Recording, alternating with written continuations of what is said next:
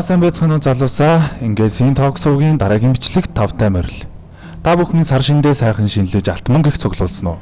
Дараагийн бичлэгээ маш хурдан оруулахыг бид бүхэн хичээсэн боловч цагаан сарын баяраас болоод нэлээд хэдэн хоног завсарсан та бүхнээсээ хүлцэл өчөж байна. Ингээд та бүхэндээ галын хүчин анимын 2-4 дугаар ангийг тайлбарлан оруулахад бэлэн болсон байна. Танд шинэ аним, шинэ мэдрэмжийг өгөх сувг 5-тай морил манай сувгийг дэмжиж лайк and subscribe хийгээрэй. Ингээд бичлэгтээ орцгоё. 2 дугаар анги маань нэг шар толгойтой хүү шинээр 8 дугаар ангид хэсэж байгаагаар эхэлнэ. Энэ хүүг Артур Войло гэдэг бөгөөд өөрийгөө Дайчин хаан гэж боддог. Ээгүүтэй нөхрөө. За тэгээд анги болгоны Шинковуудын тэмцээн болох гэж байдаг бөгөөд 8 дугаар ангиас Шинра болон Артур хоёр орохоор болдог.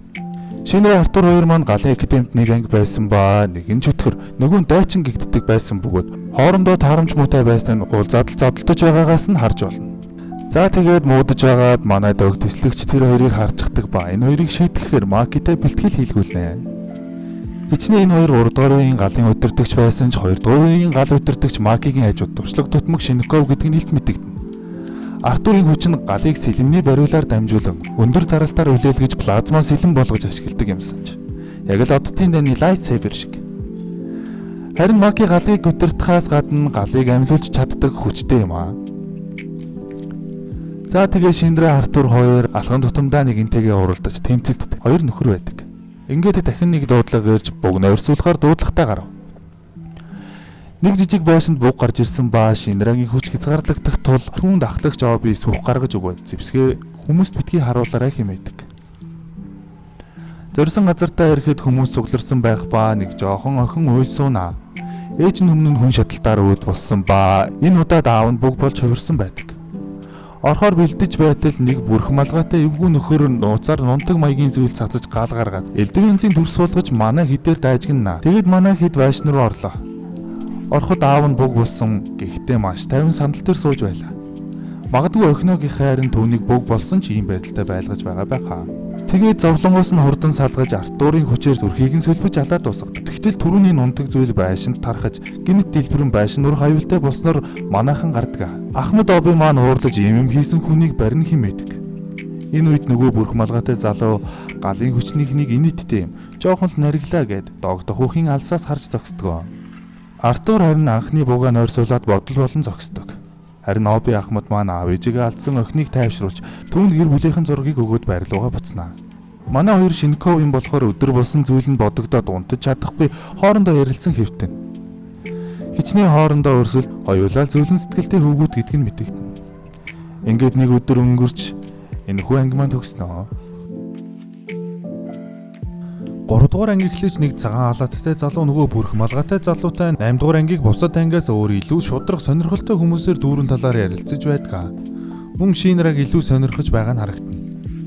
Үзэгдэл солигдож Шинковын тэмцээн эхлэх гэж байдаг ба манай хоёроос гадна бусад ангиудын Шинковууд ирсэн байдаг. Шинра олонний дундаас баг байхад нь ээжийг нь буг болоход ирсэн 1-р ангийн ахлагчийг олж харан тухайн үед юу болсныг асуухаар очсон ч үл тоогоод яваад өгдөг. Тэгтэл тэдний ангийн Шинков бололтой хэд задгаа ховцлолтой охин гарч ирээд манай даргаыг тайван байлга бла бла тэгсэн хөөрхий азтай донтон гээд нэг хараалрахуу маягийн юмтай тэр нь яадаг вэ гэхээр ингэдэг.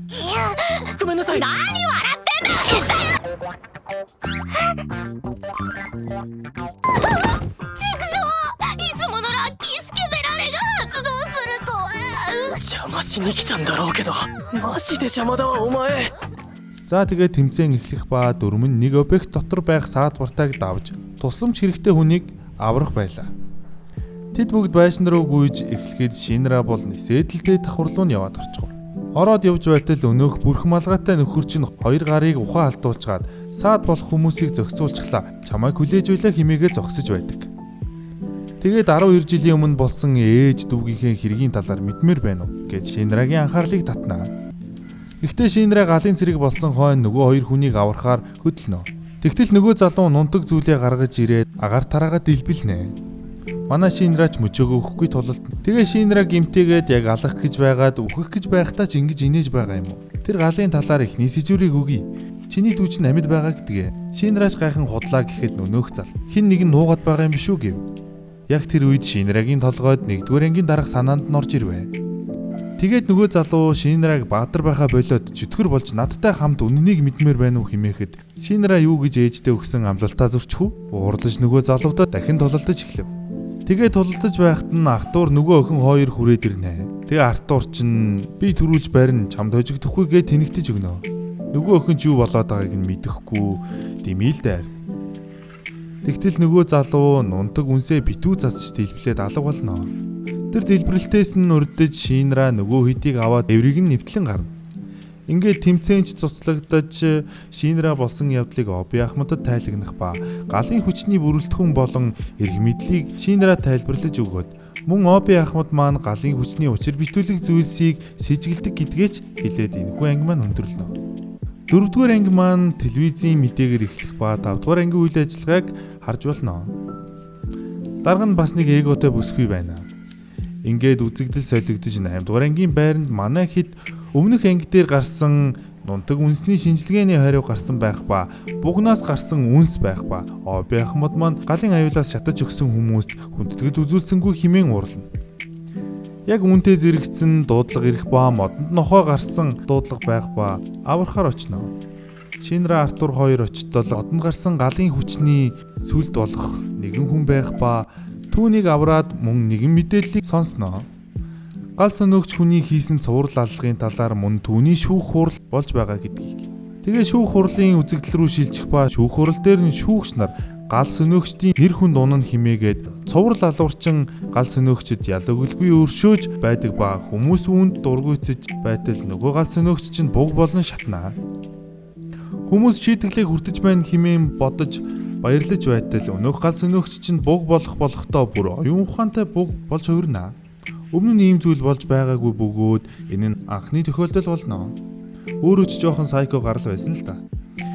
Тэгэд манай 8-р ангийн газар нутагт тул найд дуудлага ирэх хэдий ч 5-р ангийн нөгөө эготой хүүхэн чинь оюун ухаантай гэдгийг нь сонсоод 8-р ангийн бүс байсан ч хамаагүй гэд бас л хөдлөн. Энэ үед Артур Шинра хоёр гадуур байх бөгөөд бөөндөө цуглаж аваад бугийг нойрсуулахаар хөдлөнө. Шинра Артур хоёр төрүүлж нисэж очоод бугийг зогсоох гэж орлоо. Араас нь манайхан ч ирж ажиллаж эхэлнэ. Гэхдээ өнөөх буг чинь ялагдхаа хүрээ зугтчихна. Хамгийн хөөх боломжтой нь манай Шинра байдаг ба араас нь нойрсуулахаар хөөж эхэлнэ. Гүйцэж очиж Шинра өөрийн хүчээж ёстой нэг харуулж өгнө.